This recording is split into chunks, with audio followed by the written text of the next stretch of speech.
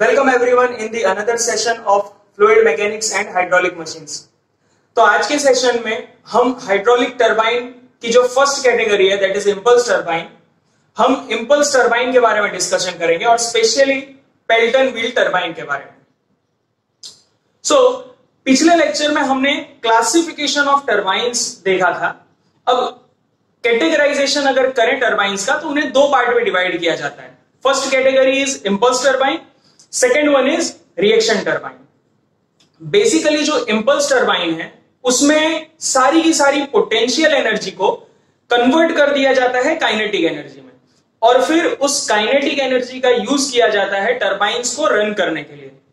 अब इस प्रोसेस के कारण जो एफिशिएंसी है इन टरबाइन्स की वो अनफॉर्चुनेटली 50% से ज्यादा अवेलेबल नहीं होती है।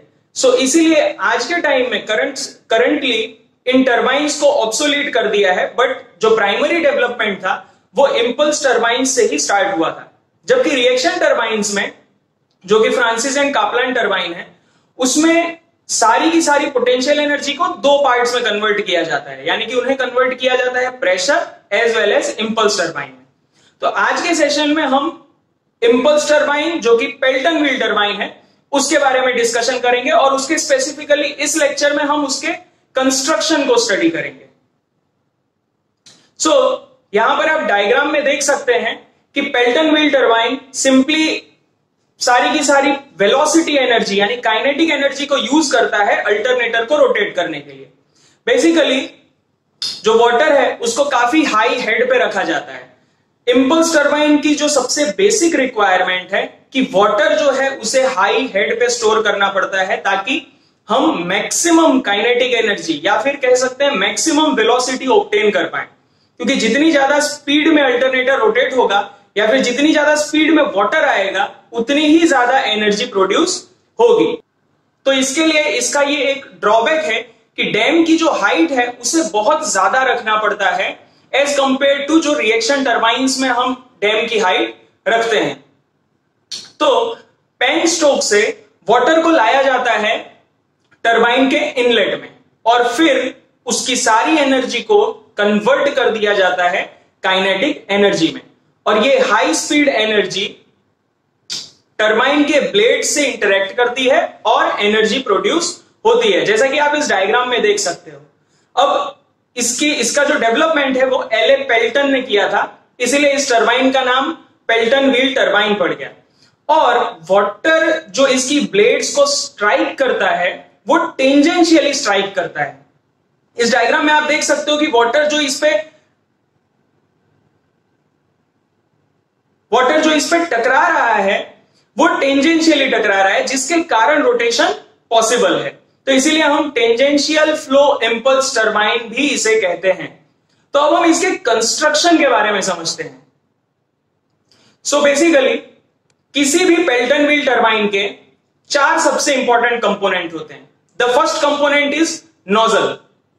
नोजल का यूज क्या है? जैसा हमने पढ़ा कि इंपल्स टरबाइन सारी की सारी पोटेंशियल एनर्जी को कन्वर्ट कर देता है काइनेटिक एनर्जी में। यहां पर नोजल जो है वो बहुत इंपॉर्टेंट रोल प्ले करता है।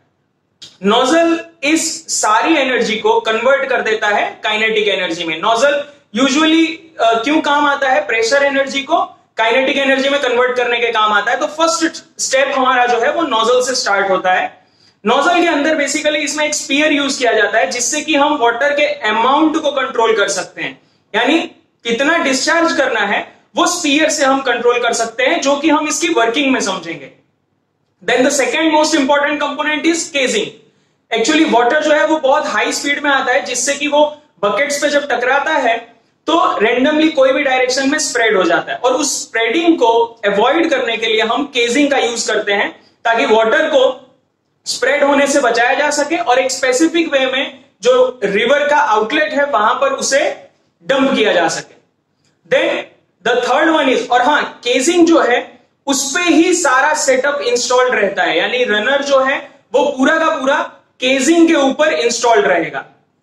Then the next one is runner with the buckets, जो सबसे इंपॉर्टेंट कंपोनेंट है। इंपॉर्टेंट क्यों है? क्योंकि जो पोटेंशियल एनर्जी और जो काइनेटिक एनर्जी वाटर के अंदर है, यानी जो हाइड्रोलिक एनर्जी है, उस हाइड्रोलिक एनर्जी को जब तक हम मैकेनिकल फॉर्म में कन्वर्ट नहीं करेंगे तब तक हम उसका यूज नहीं कर सकते। तो उस एनर्जी को मैकेनिकल फॉर्म में कन्वर्ट करने के लिए हम रनर का यूज करते हैं, और रनर हर टरबाइन में होता है। बट यहां पर रनर जो है उसके ऊपर की साइड, जो कि हमने प्रीवियस फिगर में देखा था, उसके ऊपर की साइड बकेट्स इंस्टॉल होती है, और वो बकेट पे हाई जेट का इंपैक्ट करते हैं, हाई वेलोसिटी जेट का हम इंपैक्ट करते हैं, और उस इंपैक्ट के कारण जो रनर है वो रोटेट होता है, और फाइनली उस एनर्जी को हम कहां ट्रांसफर कर देते हैं, अल्टरनेटर में ट्रांसफर कर देते हैं। Then the next most important component is braking jet.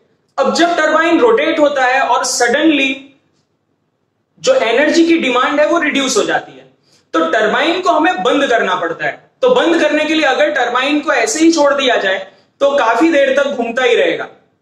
तो एक अपोजिट डायरेक्शन में ब्रेकिंग जेट का यूज किया जाता है। जैसे ऑटोमोबाइल्स में हम ब्रेक का यूज करते हैं, वैसे यहां पर एक ब्रेकिंग जेट का यूज करते हैं, जो कि अपोजिट डायरेक्शन में इंपैक्ट करती है, उसके रोटेशन की अपोजिट डायरेक्शन में इंपैक्ट करती है, और उसके कारण हम जो उसकी रोटेशन है उसको कंट्रोल कर पाते हैं और उस पर हम ब्रेक लगा पाते हैं। तो ये चार जो है वो सबसे इंपॉर्टेंट कंपोनेंट है किसी भी पेल्टन व्हील टरबाइन के। अब हम एक्चुअल में इसका रनर कैसा होता है उसको देखते हैं। तो इस इमेज में आप देख पा रहे हो कि रनर का साइज एक्चुअल में एक नॉर्मल ह्यूमन के साइज से भी बहुत बड़ा होता है। जो सबसे बाहर का पोर्शन है दैट इज कॉल्ड बकेट, या फिर इसे हम वेन्स भी कहते हैं। वेन्स क्यों कहते हैं? क्योंकि यही जो है वो रोटेशन के लिए रिस्पॉन्सिबल है, जो कि उस वेलोसिटी एनर्जी को एक्चुअली में रोटेशनल फॉर्म में कन्वर्ट करेगी।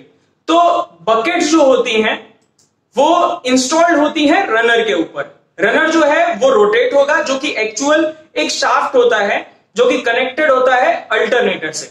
तो बकेट्स जो है वो उस एनर्जी को कन्वर्ट करेंगी, उस टेंजेंशियल एनर्जी को रोटरी फॉर्म में कन्वर्ट करेंगी, और रनर क्या करेगा, उस एनर्जी को एक जगह से दूसरी जगह पे यानी कि अल्टरनेटर तक ट्रांसफर करेगा।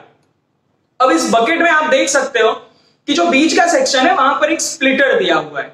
अब स्प्लिटर एक्चुअल में क्यों दिया रहता है कि जब भी जेट इस बकेट पे इंपैक्ट करती है तो अगर हम स्प्लिटर ना दें तो जेट को डिवाइड नहीं कर सकते, और अगर जेट को हम डिवाइड नहीं करेंगे तो वो एक टाइप से इसकी सरफेस को एरोड करेगा। तो उस एरोजन को बचाने के लिए हमें स्प्लिटर देना पड़ता है, ताकि जो जेट का बिहेवियर है उसे स्मूथ बनाया जा सके। स्मूथ इंपैक्ट के लिए हम स्प्लिटर का यूज करते हैं। यूजुअली जो बकेट्स होते हैं उनके शेप और साइज डिफरेंट हो सकते हैं as compared to the impact of jet, कि जेट की कितनी स्पीड से हमें इंपैक्ट करानी है उस हिसाब से हम बकेट्स को डिजाइन करते हैं। But most of the time जो रनर और बकेट्स हैं वो कास्ट आयरन की बनी होती हैं। तो ये एक complete constructional video on the construction of Pelton wheel turbine था। In further lectures, we will discuss about the working of Pelton wheel turbine and how we can control the Pelton wheel turbine. So hopefully आपको ये सब कुछ समझ में आ गया होगा। Now here are some important questions from the above topic. You can try out these by clicking on the Google link given below in the description. Thank you for watching the video.